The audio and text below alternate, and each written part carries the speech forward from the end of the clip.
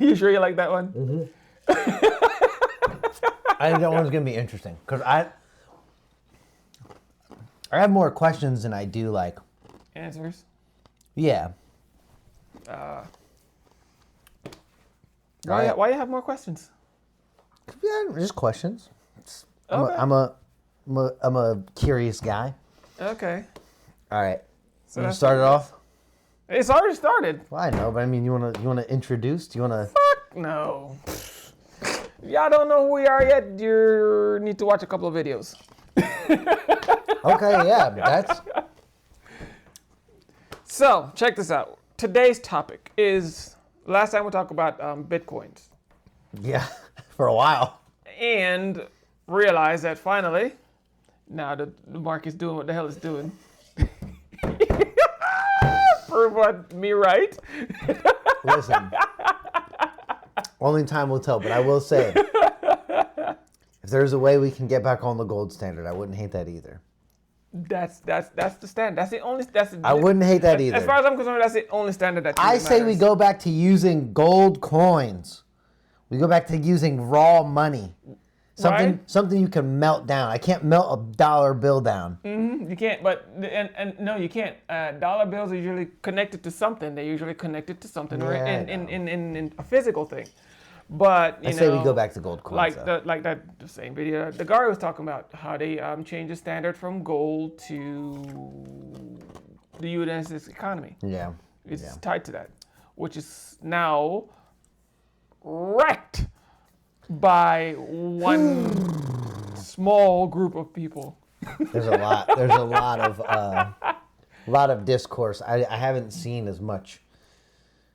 Yeah. So many people who've never even made a video on the internet are now starting to come out and show their concerns, specifically on the tariff side of things. Again, I am not as educated on these things as most, but from what I've heard, which again, online sources, especially from people to people, maybe not be the best it's not. way to learn stuff. Right, you have to get information from people, then find your own information, and then verify that information to make sure you're getting the right information. Yes, it's a bunch of work, but the only way you're gonna not be stupid and ignorant. Yeah, that's true. And I haven't gone out to verify any of the information. I mean, some of the stuff you don't need to verify because it's like headlines kind of thing. But even headlines they're headlines for a reason. Yeah. You're supposed to dig a little deeper. Yep. So I haven't really done any digging deeper personally, but from what I see on the headlines, it's scary. But again, that's how it's supposed to be. So I don't really know. I don't know what the goal or the plan is for the tariff situation. But that's not what we're supposed to talk about. Oh, did you see the last thing they did? They did a pump and dump. Oh, what for? What the pump and dump? Pump and dump. Don't say that.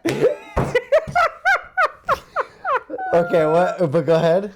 You didn't see what Donald Trump did. He actually shot out on his tweeted that that is a good time to buy stocks. 2 days, a couple hours later, he said the tariffs is going to get dropped.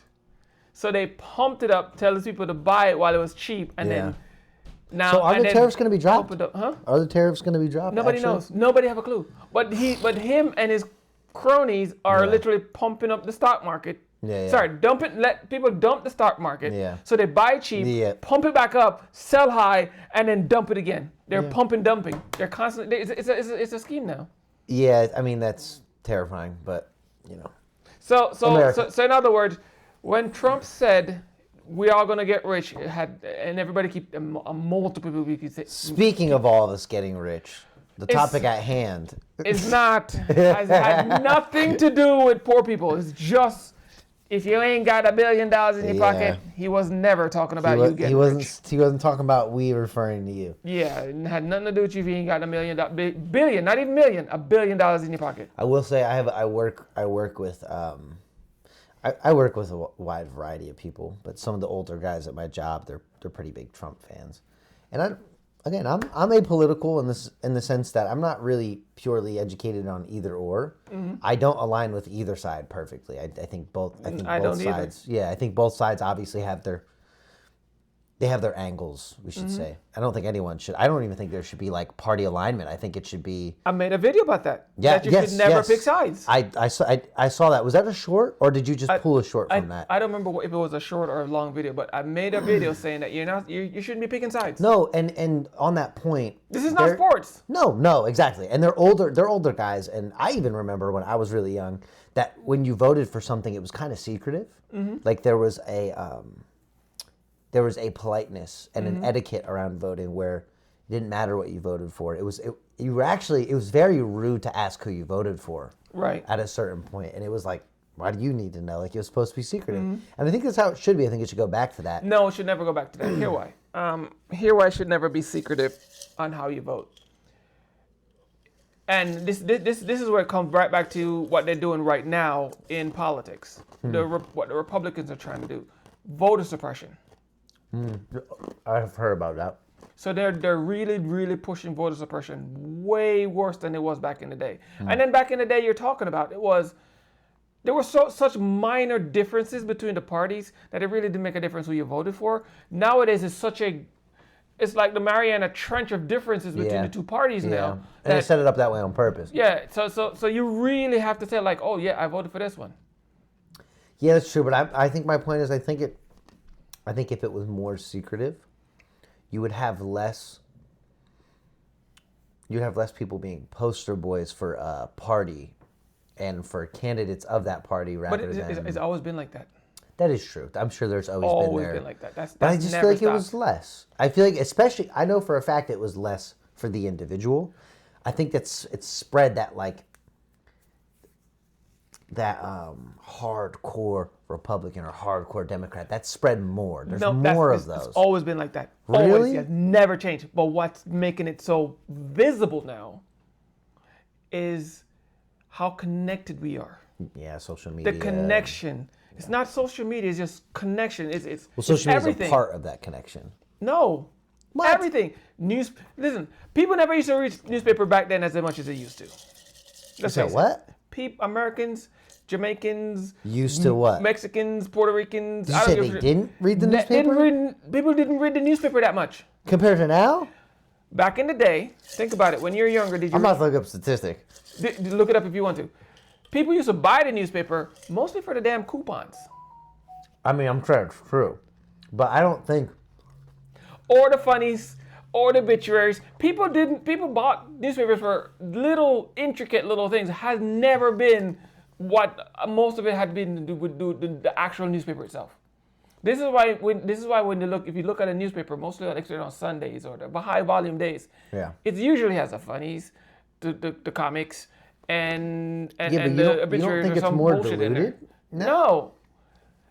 That's what they were buying the newspapers for. So it looked like they were reading a lot, but they really weren't. They were doing the crossword puzzles. Yeah. Look at it's older generation is used to read the newspapers, not the younger ones. Yeah. So even though back in the day they had newspapers all over the place, they had TV. Most kids, when you get up in the morning, what you did? You watch cartoons. You didn't watch the news. You didn't care about it. Yeah, but do you think it's different now? It's different now because we're so connected. Okay. Cell phones, computers, digital billboards. Everywhere you look, there's a screen in your face with something on it. So is your point that people are more connected to politics than before? People are more connected together than has nothing to do with politics. It's just Yeah, but we're so connected as a planet. To politics? Huh? What is your point rounding to politics? I mentioned how politics. Because that's why it looks like it's so invasive now, or right in your face because we're so connected. Like I said, everywhere you go, there's a new screen. Yeah. There's a new billboard. We're definitely, there's a new sign, and all of them are digital. I think life in general is more invasive in that way. Exactly. Yeah. So now you take that. You're saying it's more of a consequence of like society changing with. Yes, that's what it is. Yeah. It's just a byproduct of being so connected. Okay, I can see that. I didn't get what you meant at very first, but I get that. Right. Again, you know me. I love words. Words hate me. I can never explain myself. Perfect, I can understand perfectly in my head. Listen, if you wait long enough, and you sit there with an open mind and ears, it will make sense, I promise. I'm his translator. That's really what this is. Genius needs to be translated through someone whose words don't hate him, which words hate me as well. That's why we get along. Right. Yeah, so I love words. Words hate me. And I keep saying it, and people don't get it. I mean, I can explain stuff to myself perfectly, but to explain it to somebody else, it just goes way off the deep end. It takes a couple tries. Yeah.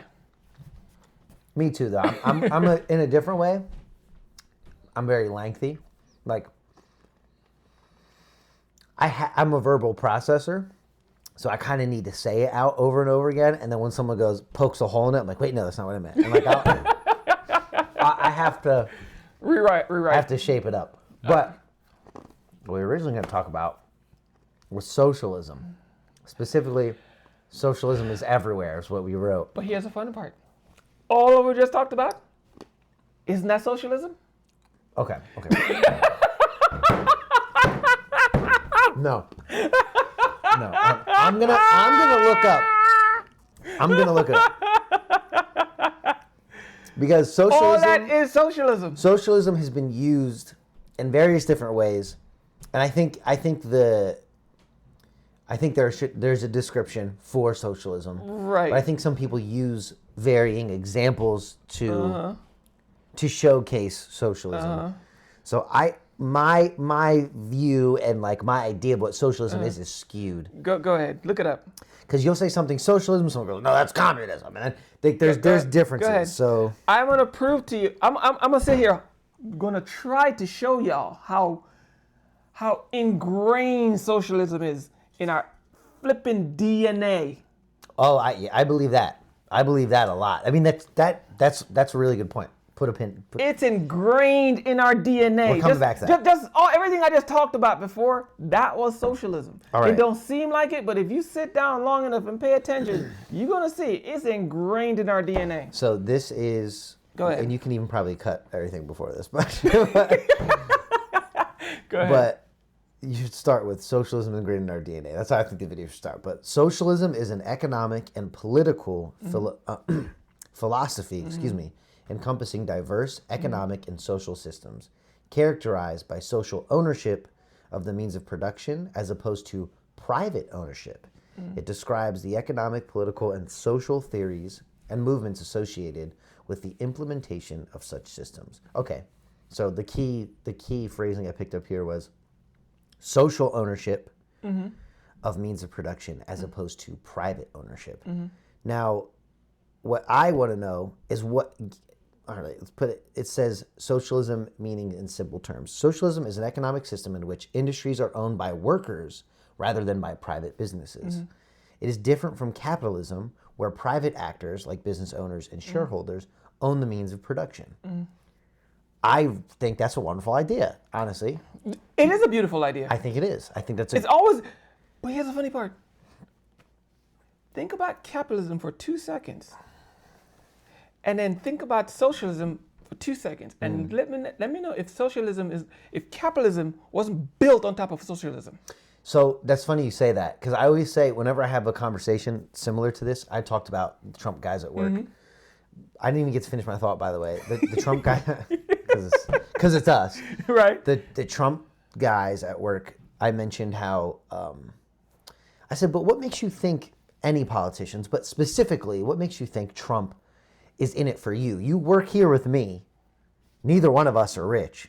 So what makes you think that he actually has your best interest in mind? You say is the people's interest in mind, but what does he do specifically? What does he do with his policies? What does he do other than his fanfare, other than the way he talks, other than how hardy he is, other than how much he doesn't care, like other than his characteristics and his swagger that he brings out there, that I feel hypnotizes a large portion of his supporters.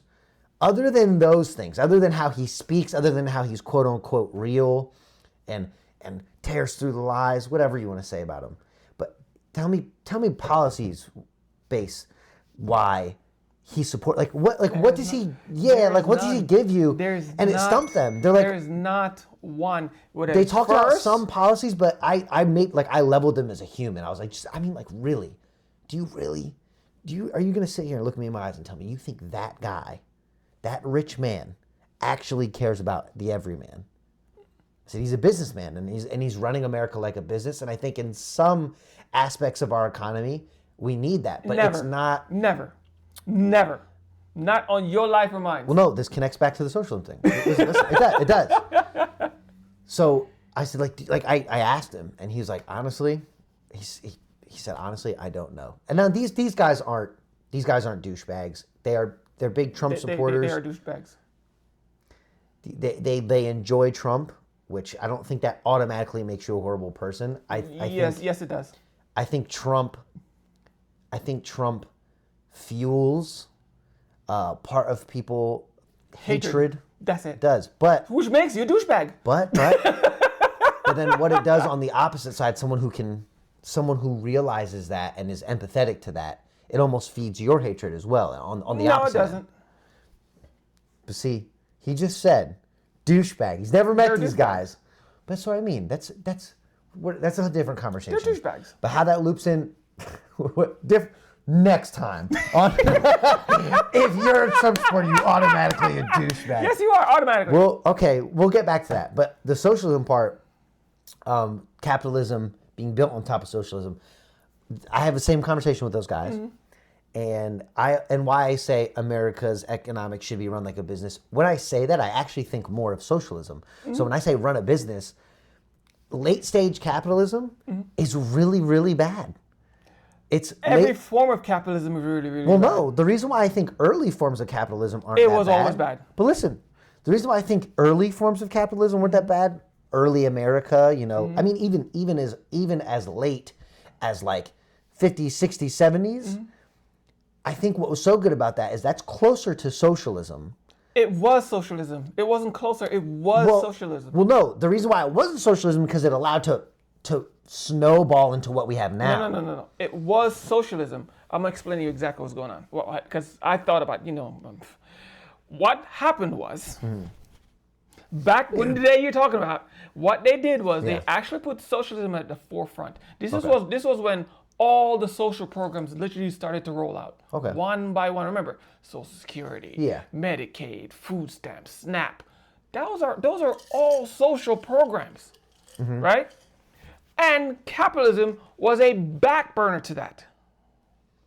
So in other words, you can... Did capitalism fuel that, you're saying? No, capitalism was a back burner. In other words, it was a secondary to socialism. It didn't have as... It was like, okay, you can start your business. This is your business. You do your thing. But you still have to pay into all the social programs. So you're saying, instead of saying back burner, they existed simultaneously. Not simultaneously. It literally was, okay, I want to explain this in a way people understand. So, you have a business, I have my business, right? I hope that is capitalism. Chewing didn't get in here, sorry. That is capitalism, right? That part is capitalism. But at the bottom of the day, I'm still paying my taxes. Yeah. I'm still hiring employees. Yeah. I'm catering to my employees. Okay. Do you see where the social side kicks in? So that's an overlap with capitalism. So that's still something you do in capitalism, ideally. Right. Yeah. But at the same time, socialism still take the top burner. So socialism was the actual fire, whereas the capitalism was the smoke. Okay, but so in my head, capitalism, why I reference like the 70s backward and what we'll say like past the Great Depression to like the 70s. That's what kicked in socialism. The Great Depression is what started socialism. Okay. And what I recognize as those times is, so what was that? I think that's like the 1940s and 1970s.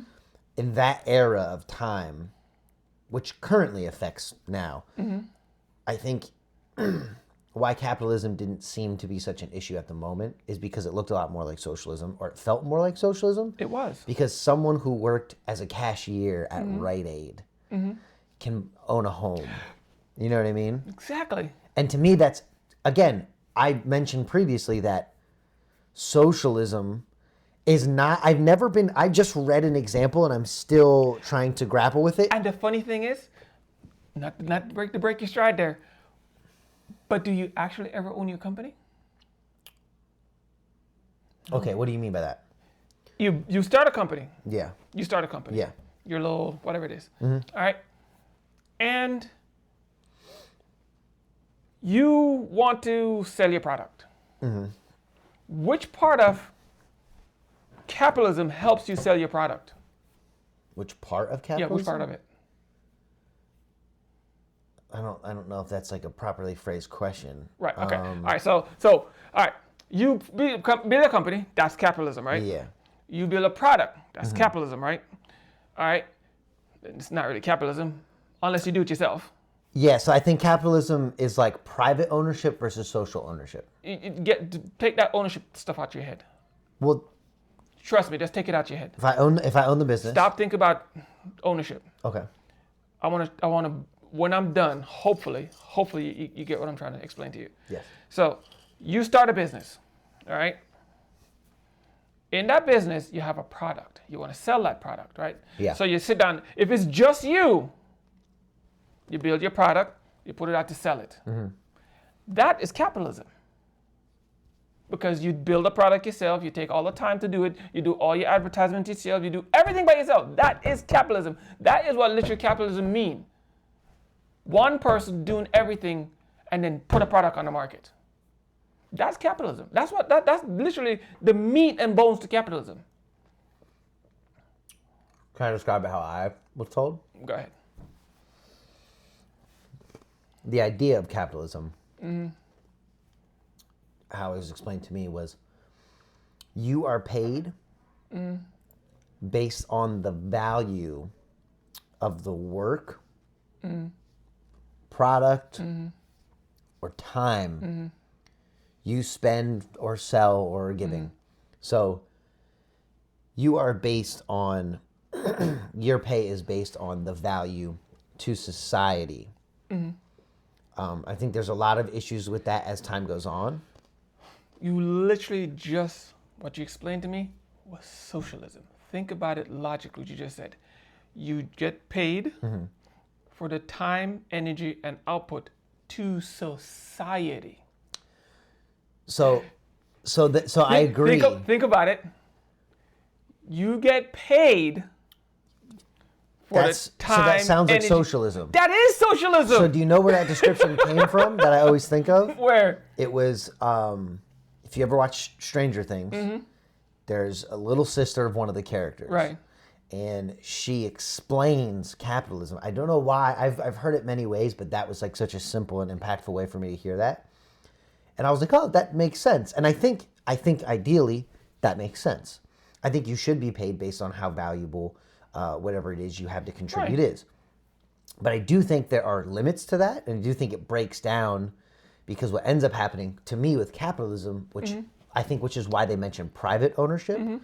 When you make ownership private, you and that small private group can ice out all the people, product, money. You can suck all of that dry, and you can, if you think of a plant, you can feed that plant just enough to grow. That's it. Just enough to stay sustainable. And you keep the and rest. the rest of it just goes to that little private collection box.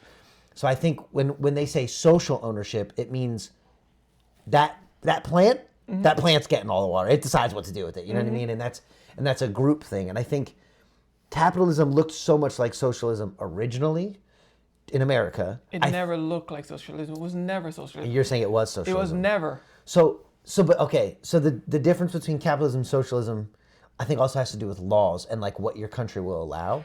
That's where capitalism and socialism differ. The laws, how you uphold the laws is what differs capitalism and socialism. I don't know anything. I mean, I am speaking completely out of my ass here. And if you pay attention to capitalism laws and communism laws, they're fucking identical. That'd be super interesting. They're fucking identical. That's a super interesting breakdown, actually. And I think, and I'm understanding, now I don't know if that's true, I'm just saying, I don't know how different the laws are now compared to how they were during that era. You don't have to look far. Look at Russia. No, I don't mean the communism. I just mean it like what the laws allow now versus what the laws allowed 70s back to the Great Depression. I don't think it's changed that much, from what I understand. They're dismantling all of them, and they're passing new ones constantly. And they're so it has changed. And what they're doing is they're wiping out the old ones to put new ones in. Okay, which is they're trying to continue to grow their private share. They're trying to wipe out socialism. Yeah. That's their goal. So you're saying that the law that was protecting and upholding socialism, they're removing them. Upholding what you would consider a more socialistic approach to capitalism, because it's technically not socialism. It is still technically capitalism, but you're saying a healthier socialistic looking version. Now let's go back to my explanation. Yeah. If you build a company. Yeah. Solo dolo. You're doing everything by yourself. Yeah. Put your product on the shelf. Yeah. What do you depend on selling that product? Other people. Society. And what is that? Don't say socialism. That's not socialism. No, that's not what socialism is. I get what you're saying. But it is. You depend. You depend on society. The second you start depending on society for anything, that's no longer capitalism. Yeah, but that's not true. So in what you're saying, in your example of no, that's not true. So I think I know what you're getting at, but it's not. That's not the difference.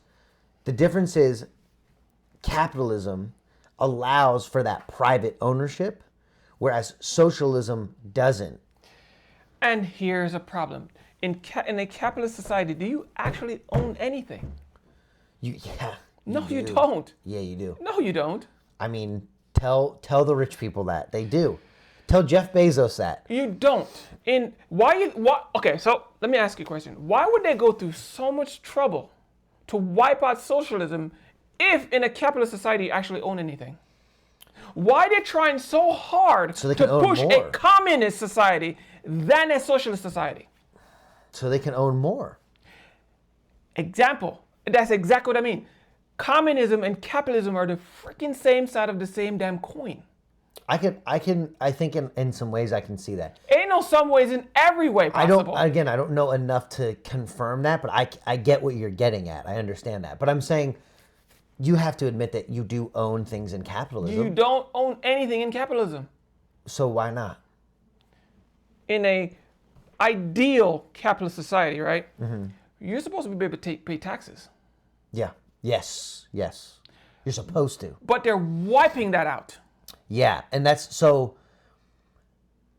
From my small amount of knowledge, I don't know. Again, I don't know how many laws have been passed to continue the breakdown of that socialistic or I'll call it healthy capitalism. Right. Look, because I just don't know enough about the law. Right. But I do know one thing though. A big difference from now compared to then, and this is for the UK as well, is taxes. Mm-hmm. Taxes, especially in America, have always been, there's always a way to shimmy out of them. And obviously not completely, but I just mean there are legal ways for rich people to evade paying taxes. That's how rich people have always stayed rich. It's because they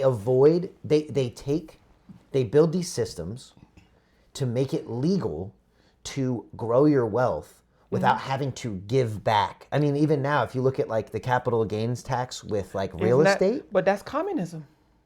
So I don't know if that's communism, and I don't even want to bring that into the conversation because it's going to mess me up. There's really only, you have to talk about, if you talk about socialism, you have to talk about communism. Okay, but let me finish my thought on socialism. You can't bypass them. But I think the difference is taxes. What we just mentioned.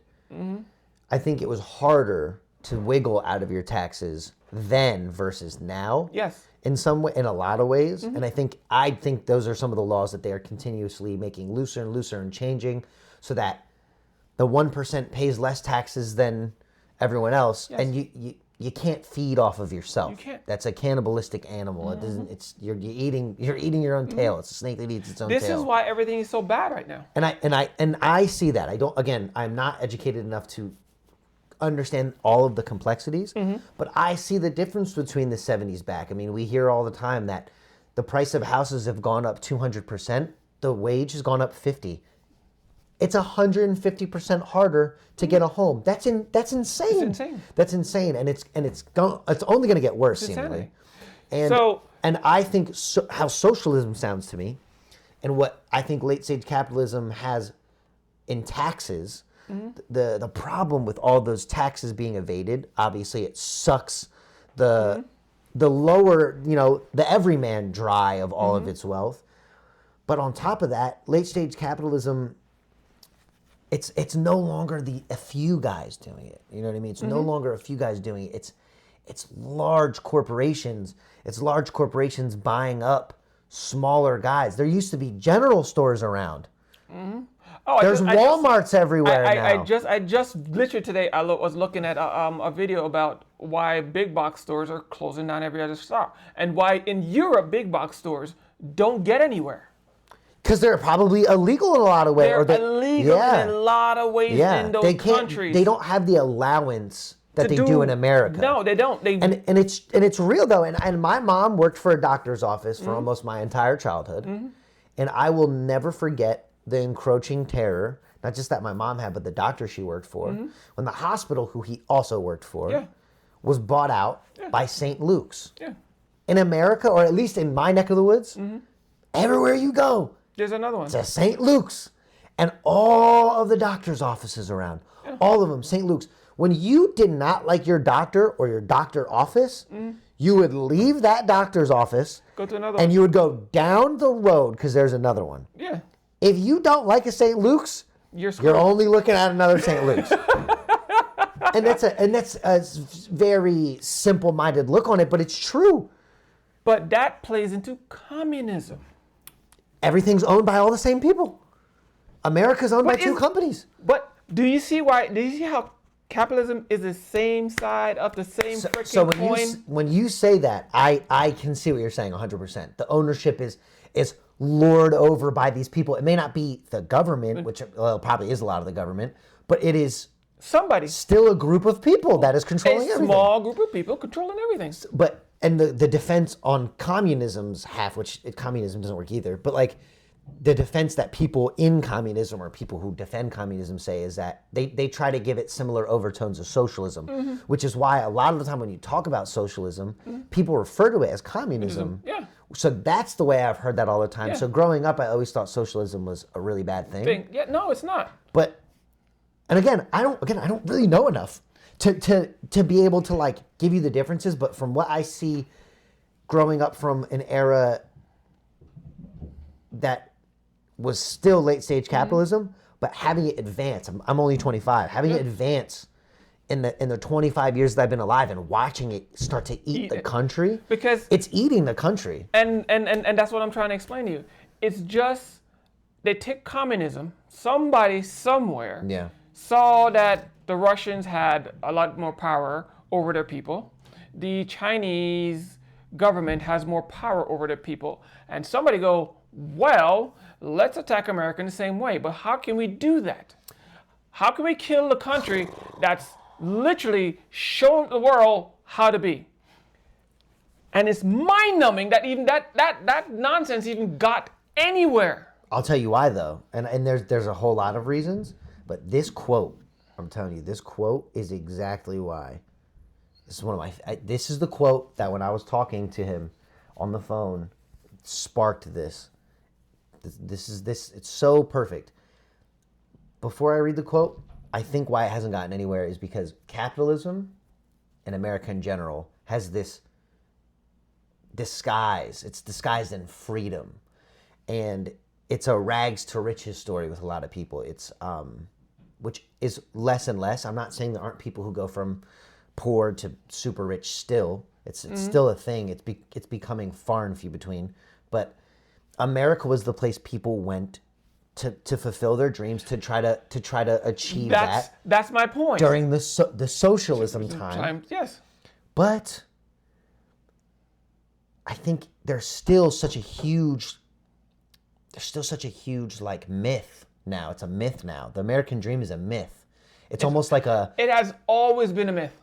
But it was never a reality. Okay, that's true. But it was closer to reality. No, it was never a reality. The American dream, I watched the thing, and somebody proved that somebody did actually prove that the American dream was always and ever a myth. It was never a reality. And here why. And it's very, very fucking simple. If the American dream was so real, right? Why did why capitalism even gain a foothold? And that's why it was a dream. It was never a reality. So I can tell you why. It's because the idea of capitalism pitches you more wealth.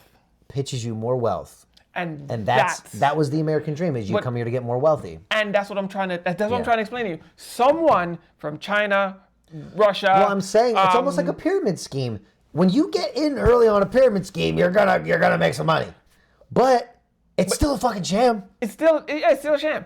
And that's what it is. Somebody figured out some way to come to America, get some corporation to start spinning this American dream nonsense, because it started out as an ad. It was never a government thing. It started as an ad. Really? Yes. Okay. Come get the American dream. It was never a government slogan. It was always a company slogan. Because American dream to me always meant you work hard. For instance, we're going back. But that was the thing. You never worked hard. You work hard and you own your home and you own your stuff. But think about this logically. Back in the same time you're talking about, who worked hard exactly? Everyone did, apparently. Nobody did. See, I hear it both ways. I hear nobody worked hard. How? Let's do a comparison. Okay, so let's do a quick comparison, shall we? Let's do the. Who? No. You're gonna hold on to that. That's the writing. Go ahead. Who actually worked hard in this, 60s, 40s, 20s, whatever the fuck it is, right after the recession and everything, the Americans start growing up and people actually work one job and took care of their whole family. A family of 5 versus family of 6. Who actually worked hard? I guess the men, it's fucked up to say that, but I guess the guys. And they work 8-hour days and go the fuck home. Exactly who worked hard now. So that's what I was looking up. All right? In the 1960s, here you go, the average work week in the United States was around 40 hours. My goodness. As many companies and industries have implemented the 8-hour work day, 5-day week schedule. While the 40-hour work week was the norm, some industries like manufacturing may have seen slightly longer hours, especially in the early part of the decade. So it sounds similar to how we work now, but there's a big difference. A massive difference. Because first of all, most people don't just work 40 hours anymore. You tell me one person that works 40 hours anymore. Me. That's it. But a lot of people work a lot more. 40 hours. You don't work 40 hours. Yeah. No, you don't. Yes, I do. Do you have a side job? Okay. Okay, he's right. You're right. Okay. Nobody works 40 hours anymore. You're right. That was good. That was good. Oh, okay. Yeah, but that's it. Whatever. But do you see how they wrap it up beautifully for y'all? Well, no, but I think I mean, even let's say I didn't have a side job, right? Let's say I didn't. I mean, and my side job is a hobby thing, so technically I could not have a side job. But this is the difference, though. But this is the difference. Only one person in the household worked, and not only did they have enough money for them, they had enough money for the whole family. They had money for everything. Buy a car, take care of the house, pay all the bills, go out and buy junk, spend more money on more junk, travel, vacation. You work 40 hours a week, you can't even freaking find food to eat. You're right. You're 100% right. And I think so. Yes, it's a night and day difference. Oh, and you're 100% right. But even referring back to that time, like you're right. That's a massive difference. So who actually worked hard? Nobody. I don't want to say that. Compared to now, it's not even a competition. And that's my point. Yeah. So nobody actually worked hard. And the best part is people who lived back then often look at young people now and they go, how don't you have anything? How don't you have anything? And it's like they ate up all the opportunity and they ate up. And I think going back to what we were saying, the opportunity that was eaten up was the opportunity to get in early on that capitalistic scheme, right? The scheme. And this is the quote. I'll be right back. I got to get it plugged so that battery don't die. No!